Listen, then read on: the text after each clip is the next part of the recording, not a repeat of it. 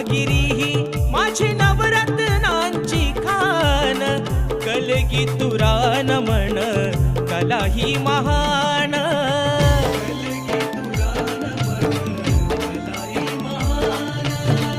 शिमगा हा भारी त्यात नाचे संकासूर, मायाळू माती जीवाला लावी हुर हुर.